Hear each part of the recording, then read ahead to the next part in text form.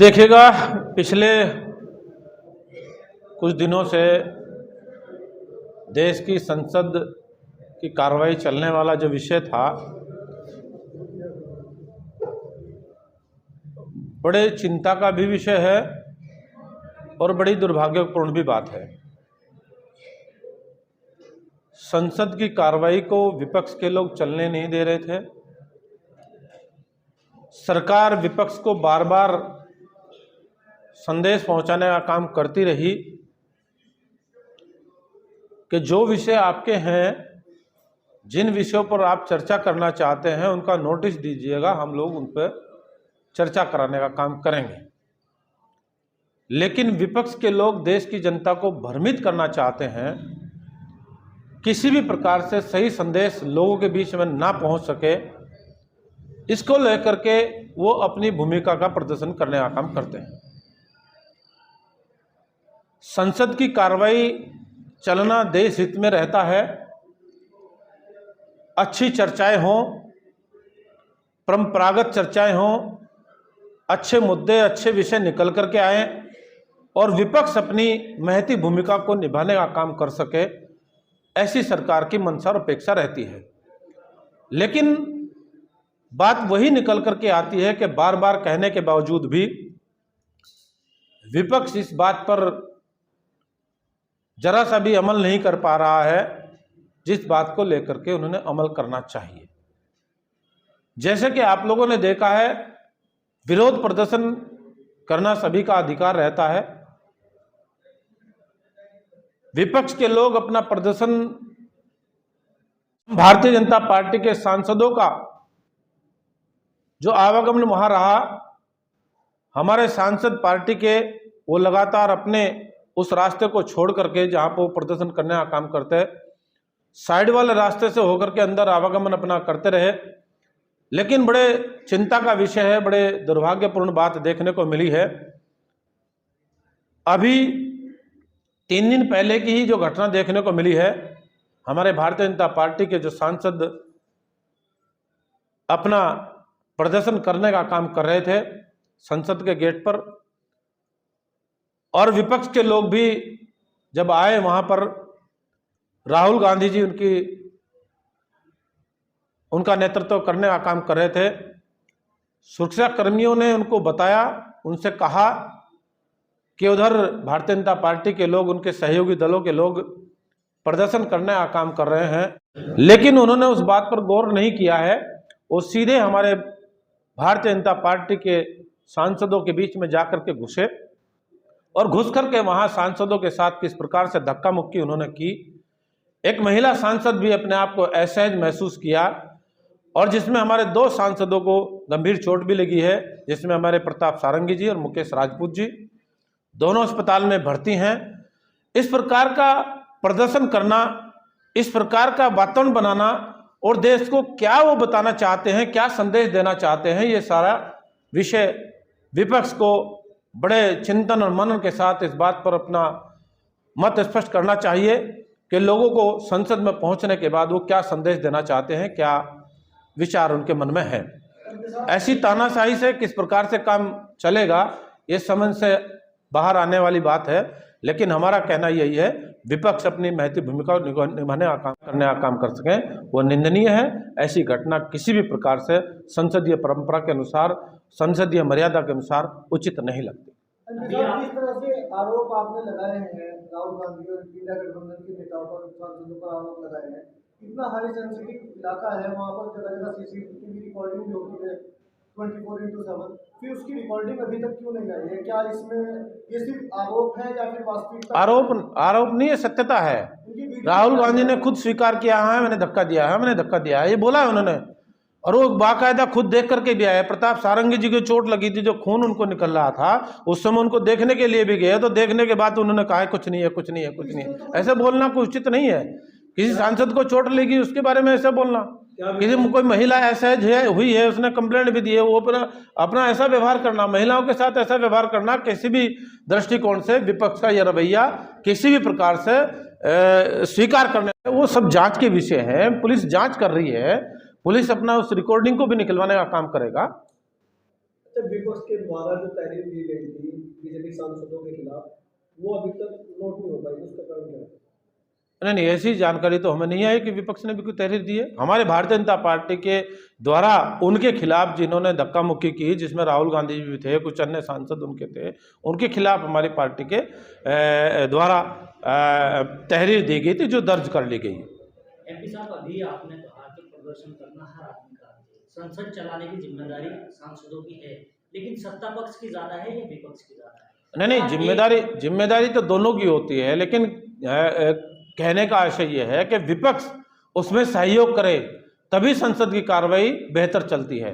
बड़ी चिंता का विषय है, समय भी बर्बाद हुआ है, पैसा भी बर्बाद हुआ है, यानी कि 100 करोड़ से ज्यादा की रकम संसद की केवल एक सत्र की कार्रवाई का बर्बाद हुआ है। इस बर्बाद पैसे की भरपाई कौन करेगा? विपक्ष केवल लोगों को भ्रमित करने के अलावा दूसरा कोई काम कर ही नहीं रहा। आपने बहुत अच्छी बात कही। मनमोहन सरकार में बहुत सारे घोटालों का आरोप लगा, हालांकि अब वो बरी हो गया अदालत से, लेकिन उस वक्त स्वर्गीय सुषमा स्वराज ने भी लगातार संसद में गतिरोध हुआ था और ये कहा था कि गतिरोध करना भी है। किसी विषय को लेकर के तर्क संगत बात रखने का एक समय होता है। अगर आप संसद की कार्रवाई पूरी की पूरी नहीं चलने दोगे तो कैसे काम चलेगा? ये देश कैसे चलेगा? देश तरक्की कैसे करेगा? देश डेवलपमेंट की तरफ कैसे बढ़ेगा? देश की ताकत कैसे जाएगी? देश ऊंचाइयों तक कैसे पहुंचेगा? ये संभव नहीं है। विपक्ष आज भी अपने मन में मंथन करे, चिंतन करे और विपक्ष सरकार के साथ सहयोग करने के लिए आगे आए और अपनी विपक्ष की जो भूमिका है उसको निभाने के लिए आगे आए। बेहतर देश, बेहतर व्यवस्थाएं ये देश के अंदर तभी बन पाएंगे।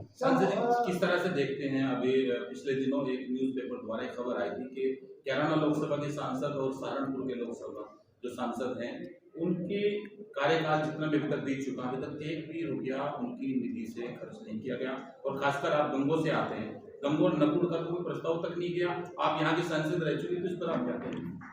ये भी बड़ा आश्चर्यजनक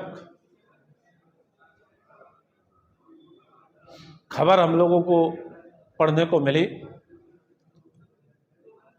दोनों ही जिलों के, दोनों ही लोकसभा क्षेत्रों के लोगों ने शायद यही सोच करके अपना मत उनको दिया कि हमें अच्छे काम हमारे बीच में होते हुए दिखाई देंगे, अच्छा डेवलपमेंट होगा, हमारी बात उठेगी, हमारे काम होंगे। लेकिन वहाँ कामों से कोई मतलब नहीं है। दोनों के दोनों सांसद लोग अपने मर्जी के मुताबिक काम करने का कार्य कर रहे हैं। उन्होंने, जिन लोगों ने बढ़ चढ़ करके उनको मत दे करके उनको संसद में पहुंचाने का काम किया है, उस संसद की गरिमा को वो गिराने का काम कर रहे हैं। लोगों की भावनाओं के अनुरूप वो काम नहीं कर रहे हैं। उनका तो जहां से स्वार्थ सिद्ध हो रहा है उस प्रकार का वो काम कर रहे हैं, उसी प्रकार की वो बयानबाजी करने का काम कर रहे हैं। बड़े अफसोसजनक बात है, मैंने कैराना की सांसद का भी बयान सुना है, जिस प्रकार का वो बयान देने का काम कर रही हैं। हमें बड़ी चिंता होती है, बड़ा अफसोस होता है। लोगों ने ये सोच करके वोट नहीं दिया था, हमारे प्रत्येक वर्ग के लोगों ने उनको वोट दिया है और अच्छे से अच्छे मार्जिन से जिताने का काम किया है। लेकिन कहने का मेरा मतलब ये है कि ऐसी भावना से अगर काम होगा, ऐसे संदेश देने का काम अगर होगा, तो इस क्षेत्र का भला होने वाला नहीं है, इस देश का भला होने वाला नहीं है, इस प्रदेश का भला होने वाला नहीं है। कहने का आशय यह है, वो अपने समय के, अपने कार्यकाल के दौरान जब उनके दलों की सरकार होती थी, उस समय का भी वो रिकॉर्ड उठा करके देखने का काम करेंगे, किस प्रकार से लोगों ने पलायन जैसी स्थिति का सामना करना पड़ा। लोग अपने प्रतिष्ठानों को छोड़ करके मजबूर हो गए थे दूसरे प्रदेशों में जाने के लिए, और व्यापारी भी दुखी था, किसान भी दुखी था, महिलाएं भी दुखी थी, नौजवान भी दुखी था। अपने अपने घरों को, अपने अपने परिवारों को सुरक्षित रखना उनके लिए नामुमकिन बात हो गई थी। किस प्रकार से बच्चे स्कूल में नहीं जा पा रहे थे, लोग अपने प्रतिष्ठान को खोल नहीं पा रहे थे, किस प्रकार की रंगदारी, किस प्रकार की वसूली उस सरकार के दौरान, समाजवादी पार्टी की सरकार के दौरान लोगों से होती रही, वो किसी से छुपी हुई बात नहीं है। किस प्रकार का दंश लोगों ने झेला है वो किसी से छुपा हुआ नहीं है। उन चीज़ों पर गौर करें, याद करें, और आज उससे बाहर निकलने का हमारी सरकार ने वातावरण दिया है, सुरक्षा का माहौल दिया है, अच्छे से लोग अपने जीवन यापन करने का काम कर रहे हैं। हर आज की तारीख में महिलाएं भी सुरक्षित हैं, आज की तारीख में व्यापारी भी सुरक्षित है, आज की तारीख में नौजवान भी सुरक्षित है, आज की तारीख में किसान भी अपने आप को सुरक्षित महसूस कर रहा है। नहीं तो एक महिला बाजार तक नहीं जा पाती थी, पता नहीं चलता था उसके कानों से कुंडल किस समय छिन जाएंगे, पता नहीं चलता था किस समय किसके साथ क्या घटना घट जाएगी।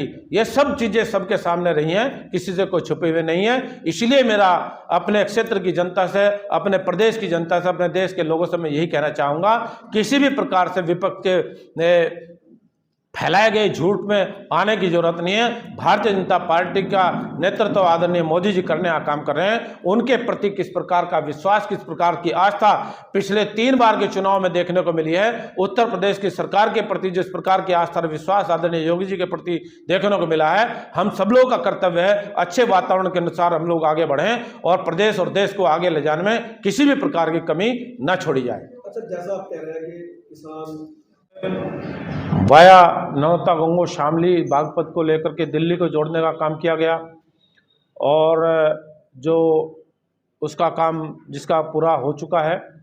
इसके अलावा अंबाला वाया हमारा गंगो को होता हुआ शामली से अंबाला जो हाईवे गया है,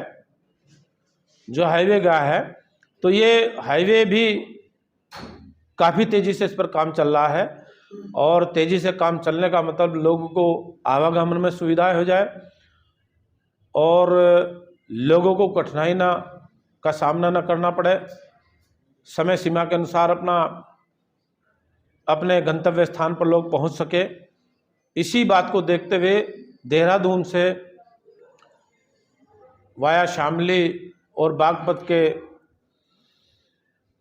पास को होता हुआ दिल्ली को भी एक सीधा हाईवे हमारी सरकार ने देने का काम किया है, जिस पर बहुत तेज़ी से काम चल रहा है। जो बागपत से लेकर के दिल्ली तक का हाईवे लगभग बनकर के वो तैयार हो चुका है।